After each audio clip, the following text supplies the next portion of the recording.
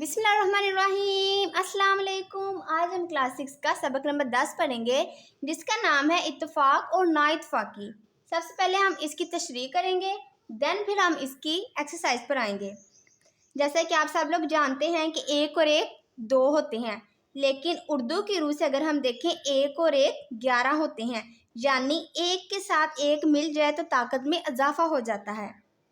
आइए सबसे पहले हम इसके मुश्किल अल्फाज देखते हैं। जी, तो पहला अल्फाज है नतीजा। नतीजा कहते हैं हासिल, गर्ज या मतलब। एका, इत्तफाक, बिखर, फैल, इत्तफाक, एका, ताकत, कुव्वत, लुत्फ, मज़ा, किस्मत, मुकद्दर, बर्बादी, तबाही, मिलाप, मेलजोल, तूफ़ान, जल थल। हमेशा मिलके रहने के नतीजे नेक होते हैं, वही कुछ लुत्फ होता है जहाँ दिल एक होते हैं। यहाँ पर जो मुश्किल अल्फाज है, नेक मीन अच्छे, लुत्फ मज़ा, दिल एक होना, मुत्तहिद होना। इस शेर में शायर इत्तेहाद और इत्तेफाक की अहमियत को उजागर करते हुए कहता है कि मिल के रहने का नतीजा बहुत अच्छा निकलता है। हर काम में बरकत और आसानी पैदा होती है, काम अच्छे तरीके से अंजाम पाता है।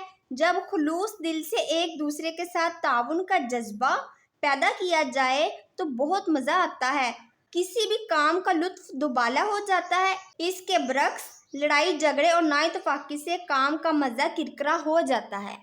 आगे है जी, यही एका तो रास्ता कामयाबी का दिखाता है, यही एका तो हर मुश्किल में अपने काम आता है। एका कहते हैं इत्तेफाक, रास्ता, राह, काम आना, मदद आना।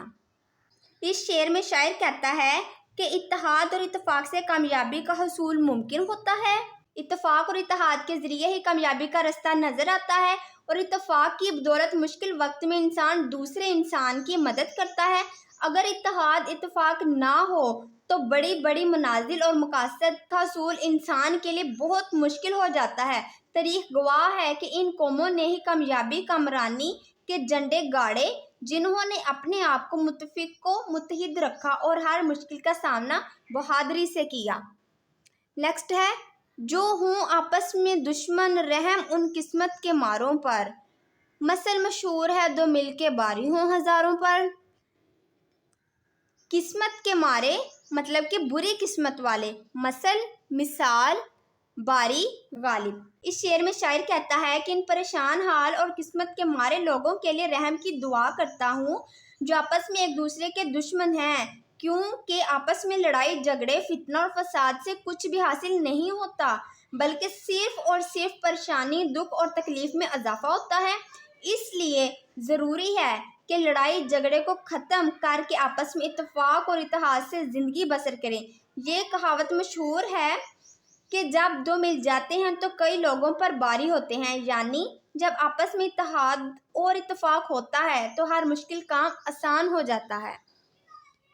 आगे है, वो बूंदें जो बिखर कर एक दम में सूख जाती हैं, जो मिल जाती हैं आपस में तो फिर तूफान उठाती हैं।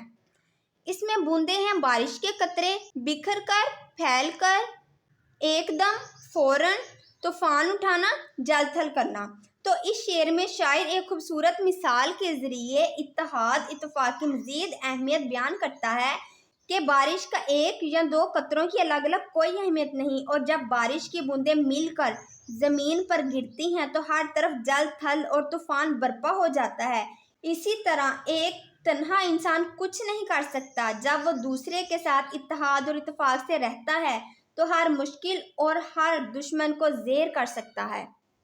नहीं कुछ डर अगर मिल बैठने की शान बाकी है, वही होती है बर्बादी जहाँ ना इत्तेफाकी है।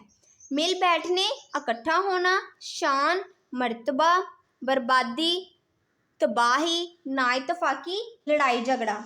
जी, तो इस शेर में शायर कह रहा है कि अगर आपस में मिल बैठने को इंसान इज्जत और मर्तबा ख्याल करता है तो इस सोच के हामिल अफराद को कभी किसी का डर या खौफ नहीं रहता। इत्तेहाद इत्तेफाक से हर दुश्मन को ज़ेर किया जा सकता है। इसके बरक्स आपस में ना इत्तेफाकी और नफाक हो तो बर्बादी वहाँ मुकद्दर बन जाती है। गर्ज के इत्तेहाद और इत्तेफाक कामयाबी और ना इत्तेफाकी बर्बादी का ज़रिया है। اس کا آخری شعر ہے، سبق دیتی ہے ہر شے زندگی کے کارخانے میں، ملاپ آپس کا ہے سب سے بڑی طاقت زمانے میں۔ سبق کہتے ہیں نصیحت، شے، چیز، زندگی کے کارخانے دنیاوی معاملات، ملاپ، میل جول، قوت، طاقت۔ تو اس شعر میں شاعر کہتا ہے کہ قدرت کے نظام میں ہر شے سے ہمیں آپس میں اتحاد اتفاق کا سبق ملتا ہے۔ غور کرو تو پتہ چلتا ہے کہ آسمان پر اڑنے والے پرندے، زمین پر چلنے والے کیڑے، رات کے وقت چمکنے والے ستارے، باغوں میں مہکنے والے پھولوں کی قطاریں ہمیں صرف اور صرف اسی لیے خوبصورت دکھائی دیتی ہیں کیونکہ ان میں ملاپ کی صفت موجود ہے۔ آپس کا اتحاد زمانے کی سب سے بڑی طاقت ہے۔ آج کا لیکچر ہوا جاتا ہے ختم۔ آپ سے ملیں گے انشاءاللہ نیکسٹ ویڈیو میں اس کی کمپلیٹ ایکسرسائز کے ساتھ۔